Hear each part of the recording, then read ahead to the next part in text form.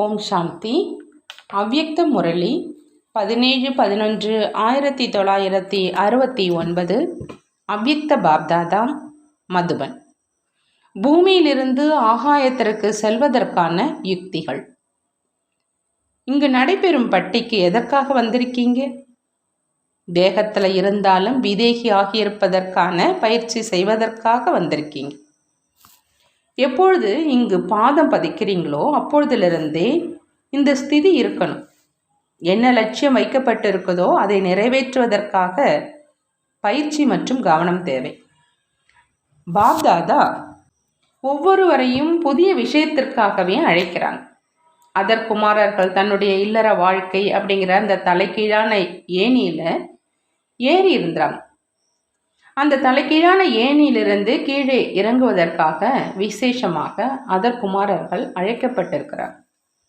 மேலும் தலைகீழான ஏணியிலிருந்து இறங்கிய பிறகு எதன் மீது ஏற்றப்படணும்? ஆகாயத்திலிருந்து பூமிக்கு இறங்கணும். பின்னர் பூமியிலிருந்து ஆகாயத்துக்கு ஏறணும். தலைகீழான ஏணியை பற்றிய ஞானம் சிறிதளவு இருக்கு. அந்த ஞானத்திலிருந்து அஞ்ஞானி ஆக்குவதற்காக மற்றும் சத்திய ஞானத்தின் அறிமுகத்தை கொடுத்து ஞான சொரூபமாக ஆக்குவதற்காக அழைக்கப்பட்டிருக்குது. முதல்ல இறக்கணும், பிறகு ஏற்றணும். எதுவரை முழுவதுமாக இறங்கவில்லையோ அதுவரை ஏறவும் முடியாது. அனைத்து விஷயங்களிலும் தன்னை இறங்குவதற்கு தயாராக இருக்கின்றீர்களா? எவ்வளவு பெரிய ஏணியிலிருந்து இறங்கணும்? தலைகீழான ஏணி எவ்வளவு நீளமானது? இதுவரை செய்த முயற்சியின் மூலம் ஏணிலிருந்து முழுவதுமாக இறங்கிவிட்டதாக என்றீங்களா? அல்லது இப்பொழுது வரை இறங்கிக்கிட்டு இருக்கீங்களா?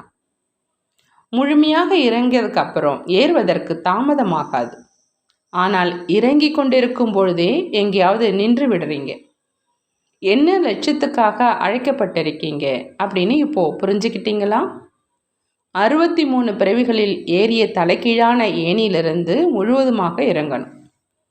இறங்குவது எளிதாக இருக்கா அல்லது இறங்குவதே கடினமாக இருக்குதா? இறங்கி ஏறுவதற்கான முயற்சியை இப்பொழுது நீங்கள் செஞ்சிட்ருக்கீங்க. இத்தகைய முயற்சி செய்கிறீங்களா அல்லது ஏறுவதற்கான முயற்சி மட்டும் செய்கிறீங்களா? சிலவற்றை அழித்து கொண்டிருக்கீங்க, சிலவற்றை உருவாக்கிட்டு இருக்கீங்க. 2 காரியமும் நடக்குது இல்லையா? எந்த கடைசி படியிலிருந்து இறங்கணும் அப்படிங்கிறது உங்களுக்கு தெரியுமா?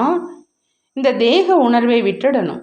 எவ்வாறு சரீரத்தினுடைய ஆடைகளையும் களையும் பொழுது எவ்வளவு எளிதாக களையிறீங்க, அதே மாதிரி இந்த சரீரம் அப்படிங்கிற அந்த ஆடையை கூட எளிதாக களைய முடியணும்.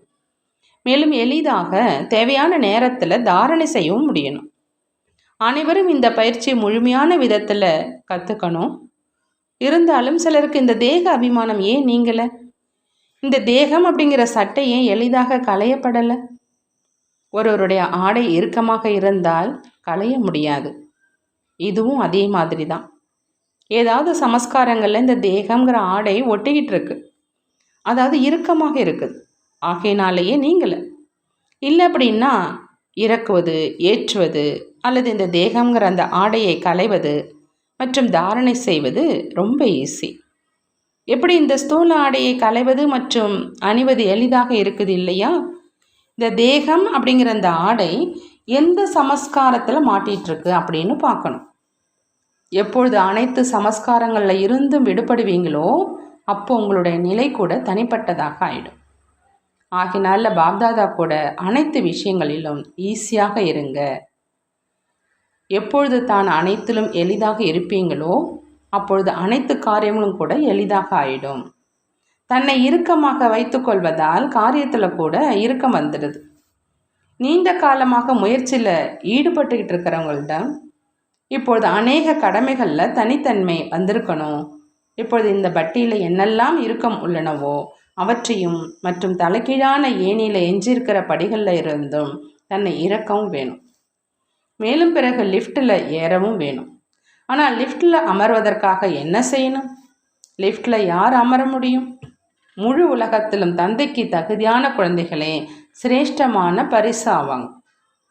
ஆகையினால லிஃப்ட்டில் ஏறுவதற்காக தந்தையின் பரிசு ஆகணும். மேலும் என்னவெல்லாம் உங்களிடம் இருக்குதோ அதையும் பரிசாக அளிக்கணும். அப்பொழுது லிஃப்டில் அமர முடியும். புரிந்ததா? 2 காரியங்களையும் செய்து விட்டேனா அப்படின்னு இப்பொழுது பார்க்கணும். பரிசு கொடுத்து விட்டேனா மற்றும் பரிசாகவும் ஆகிவிட்டேனா அப்படின்னு பார்க்கணும். பரிசு மிகவும் பாதுகாக்கப்படுகிறது. மேலும் பரிசை காட்சி பெட்டியில் அலங்கரித்து வைக்கிறாங்க. பரிசு எத்தகையதோ அதற்கு ஏற்றாற் போல காட்சி பெட்டியில் முன்னால் வைக்கிறாங்க. உங்களுக்கு லிஃப்ட்டும் கிடைக்கணும் மற்றும் இந்த சிருஷ்டிங்கிற காட்சி பெட்டியில் அனைவரையும் விட முன்னால் வரணும். அத்தகையதொரு பரிசாக நீங்கள் அனைவரும் தன்னைத்தான் ஆக்குங்க. காட்சி பெட்டியில் அனைவரையும் விட முன்னால் இருப்பதற்காக அதர்குமாரர்கள் 2 விசேஷமான விஷயங்களை கவனத்தில் வைக்கணும். காட்சி பெட்டியில் வைக்கப்படும் பொருட்களிடம் என்ன சிறப்புத்தன்மை இருக்கும்? 1, தன்னை வசீகரிக்கக்கூடியவராக ஆக்கணும் மற்றும் 2வது சுறுசுறுப்பானவராக ஆக்கணும். இந்த 2 சிறப்பு தன்மைகளையும் குறிப்பாக அதர்குமாரர்கள் தனக்குள் நிறைக்கணும். இந்த 2 குணங்களும் வந்துட்டா பிறகு வேறு எதுவுமே மீதம் இருக்காது. அவ்வப்போது சுறுசுறுப்பில் குறை தென்படுது. ஆகையினால இந்த பட்டியிலிருந்து விசேஷமாக என்ன முத்திரை பதிச்சு செல்வீங்க? 2 வார்த்தைகள் ஏற்கனவே கூறப்பட்டிருக்குது. வசீகர மற்றும் சுறுசுறுப்பு, அதாவது அட்ராக்டிவ் மற்றும் ஆக்டிவ். இந்த முத்திரையை பதித்து சென்றால் உங்களுடைய நடத்தையும் மாறிடும். எந்த அளவுக்கு இந்த முத்திரையை ஆழமாக பதிக்கிறீங்களோ அந்த அளவு நடவடிக்கையும் கூட பக்காவாகவும் மாற்றமடைந்ததாகவும் காணப்படும். ஒருவேளை முத்திரை ஆழமாக பதிக்கப்படலை அப்படின்னா பின்னர் நடவடிக்கைகளில் மாற்றம் தென்படாது. பட்டிக்கு வருவது அப்படின்னா தன்னுடைய ரூபம் மற்றும் நிறம் ஆகிய 2மே மாற்றம் அடையணும் என்பதை ஏற்கனவே கேட்டிருக்கீங்க இல்லையா? பட்டியில் எந்த பொருள் போடப்பட்டாலும் அதில் இருக்கக்கூடிய அழுக்கு நீங்கிடும். உங்களுடைய உண்மையான ரூபம் மற்றும் உண்மையான கடமையை இங்கிருந்து எடுத்து செல்லணும். அது எந்த ரூபம்? என்ன மாற்றுவீங்க? இப்பொழுது நிறம் மாறிக்கிட்டு இருக்கு. பிறகு ஒரே நிறம் அழுத்தமாக பதிஞ்சிடும். அதன் மீது வேறு எந்த நிறமும் படிய முடியாது. மேலும் அந்த நிறத்தை எவரும் அழிக்கவும் முடியாது. அந்த நிறம் அழியவும் இயலாது. வேறு நிறம் அதன் மீது படியவும் இயலாது. அனைத்து விஷயங்களிலும் சுறுசுறுப்பாக இருக்கணும். எத்தகைய நேரமாயினும் எத்தகைய சேவையாயினும் தயாராக இருக்கணும். அதாவது எவர் ரெடியாக இருக்கணும். எந்த ஒரு காரியமாக இருந்தாலும் சுறுசுறுப்பானவங்க அந்த காரியத்தை விரைவாக புரிஞ்சு வெற்றியை பிராப்தியாக அடைவாங்க. சுறுசுறுப்பு இல்லாதவங்க காரியத்தை பற்றி யோசிச்சுக்கிட்டே இருப்பாங்க. யோசித்து நேரத்தையும் இழப்பாங்க, வெற்றியும் கிடைக்காது. சுறுசுறுப்பு அப்படின்னா தயாராக இருத்தல், அதாவது எவரடியாக இருத்தல். மேலும் அவங்க ஒவ்வொரு காரியத்தையும் அறிஞ்சிப்பாங்க. 2வது அதில் ஈடுபடுவாங்க மற்றும் வெற்றியும் அடைவாங்க. 3 விஷயங்களும் அவங்க கிட்ட இருக்கும். யாருக்கிட்ட சுமை இருக்குமோ அவரை சுறுசுறுப்பானவர் அப்படின்னு சொல்ல முடியாது. யார் சுறுசுறுப்பாக இருப்பாங்களோ அவங்க தயாராக மற்றும் சகஜமாக இருப்பாங்க. தான் சகஜமாக இருப்பதனால அனைத்து காரியமும் முயற்சியும் சகஜமாக இருக்கும். சுயம் சகஜமாக ஆகலை அப்படின்னா முயற்சி மற்றும் சேவை ஆகிய 2மே சகஜமாக இருக்காது. கஷ்டங்களை எதிர்கொள்ள வேண்டியிருக்கும். சேவை கஷ்டமாக இருக்காது. ஆனால் தன்னுடைய சமஸ்காரம், தன்னுடைய பலகீனங்கள் கடினமான ரூபமாக ஆக்கிடுது. முயற்சியும் கடினமானது கிடையாது. தனது பலவீனங்களே கடினமாக்கிடுது. இல்லை அப்படின்னா சிலருக்கு சகஜமாகவும் சிலருக்கு கடினமானதாகவும் ஏன் உணர்வு ஏற்படுது? ஒருவேளை கடினமானது அப்படின்னு இருந்தால் அனைவருக்கும் அனைத்து விஷயங்களும் கடினமானதாக இருந்திருக்கும். ஆனால் ஒரே விஷயம் சிலருக்கு கடினமானதாகவும் சிலருக்கு எளியதாகவும் ஏன் இருக்குது? தன்னுடைய பலகீனங்களே கடினமான ரூபத்தில் வருது. ஆகினால இந்த 2 விஷயங்களையும் தாரணை செய்யும். எப்பொழுது தனக்குள்ள விசேஷ தன்மைகள் இருக்குமோ அப்பொழுதே வசீகரிக்கக்கூடியவங்க ஆக முடியும். வசீகரிக்கக்கூடியவங்க ஆவதற்காக மகிழ்ச்சியாகவும் இருக்கணும். மகிழ்ச்சியாக இருப்பது அப்படின்னா அதீந்திரிய சுகத்தில் ஆடுவதுன்னு அர்த்தம். ஞானத்தை சிந்தனை செஞ்சு மகிழ்ச்சியாக இருப்பது, அவ்யக்த ஸ்திதியினுடைய அனுபவத்தை செஞ்சு அதீந்திரிய சுகத்தில் ஆடுவது என்பதையே மகிழ்ச்சியாக இருப்பதுன்னு சொல்லப்படுது. மகிழ்ச்சி கூட மனம் மற்றும் உடல் ஆகிய 2லுமே இருக்கணும். யார் அத்தகைய மகிழ்ச்சி உடையவராக இருக்கிறாங்களோ அவங்களே கவர்ச்சிக்கக்கூடியவராக ஆகிறாங்க. இயற்கை மற்றும் மாயைக்கு அடிமையாகாமல் இரண்டையும் அடிமை ஆக்கணும். அடிமையாகும் காரணத்தினால தன்னுடைய அதிகாரத்தை இழக்கிறாங்க. ஆகினால அடிமை ஆகக்கூடாது, அடிமை ஆக்கணும். அப்பொழுது தன்னுடைய அதிகாரத்தை பிராப்தியாக அடைவீங்க. மேலும் எந்தளவு அதிகாரத்தை பிராப்தியாக அடைவீங்களோ அந்த அளவு இயற்கை மற்றும் மக்கள் மூலம் மரியாதை கிடைக்கும். ஆகையினால மரியாதையை பெறுவதற்காக என்ன செய்ய வேண்டியிருக்கும்? அடிமைத்தனத்தை விட்டுட்டு அதிகாரத்தை தனதாக்கி கொள்ளணும். அதிகாரத்தை தனதாக்கினால்தான் அதிகாரி ஆவீங்க. ஆனால் அதிகாரத்தை விட்டுட்டு அடிமை ஆகிடுறீங்க. சிறு சிறு விஷயங்களுக்கு அடிமையாகிறீங்க. தன்னுடைய படைப்பிற்கு அடிமை ஆகிவிடுறாங்க. லௌகிக குழந்தைகளிடம் அடிமை ஆகிறாங்க.